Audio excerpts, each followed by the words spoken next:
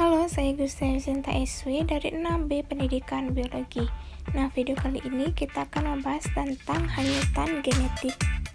Jadi, suatu teori dikenal dengan sintesis modern awal tahun 1940 itu memadukan penemuan-penemuan dan ide baru dari berbagai bidang yang berbeda seperti paleontologi, taksonomi, biografi, dan genetika populasi. Jadi, sintesis modern itu lebih menekankan populasi sebagai bagian dari evolusi, sebagai suatu perubahan yang dapat terjadi karena akumulasi perubahan kecil yang terjadi selama periode waktu yang sangat panjang. Selanjutnya kita akan membahas tentang struktur genetik dalam populasi. Yang pertama itu ada spesies, di mana kelompok populasi yang tiap individunya mempunyai potensi untuk berinteraksi secara seksual, menghasilkan keturunan yang fertil. Yang kedua ada populasi, kelompok individu dari spesies yang sama, yang terpisah dari kelompok spesies yang lain. Yang terakhir ada gen pool, jadi kumpulan gen dalam suatu populasi pada suatu periode tertentu. Selanjutnya ada gen pool. Jadi dalam genetika populasi, aliran gen merupakan transfer alel gen dari satu populasi ke populasi lainnya. Jadi migrasi ke dalam satu keluar, suatu populasi dapat bertanggung jawab terhadap perubahan frekuensi alel.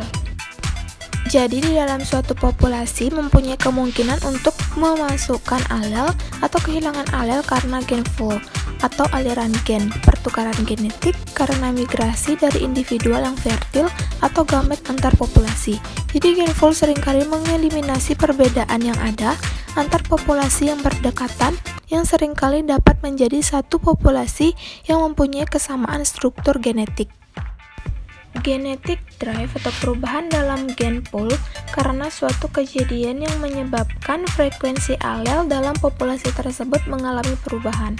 Jadi hanyutan genetik atau insert genetik, menyimpan genetik atau rambang genetik dalam generasi populasi merupakan akumulasi kejadian acak yang menggeser tampilan lengkung gen secara perlahan dari keadaan seimbang tetapi semakin membesar seiring berjalannya waktu. Selanjutnya kita akan membahas tentang leher botol. Jadi efek leher botol atau bottleneck effect, adanya kebakaran hutan, banjir, gempa bumi dan sebagainya dapat mengakibatkan penurunan populasi secara drastis. Jadi akibatnya individu-individu yang selamat tidak lagi dapat mewakili variasi genetik yang pernah ada. Bahkan mungkin alel yang sifat tertentu yang khas hilang sama sekali. Nah, jadi leher botol populasi atau leher botol genetik ini adalah suatu kejadian evolusi adanya persentase jumlah individu dalam suatu populasi ataupun spesies yang mati ataupun tidak dapat berkembang biak. Jadi leher botol populasi meningkatkan hanyutan genetik karena laju hanyutan berbanding terbalik dengan ukuran populasinya. Baik, sekian dari video kali ini, semoga bermanfaat dan sampai jumpa.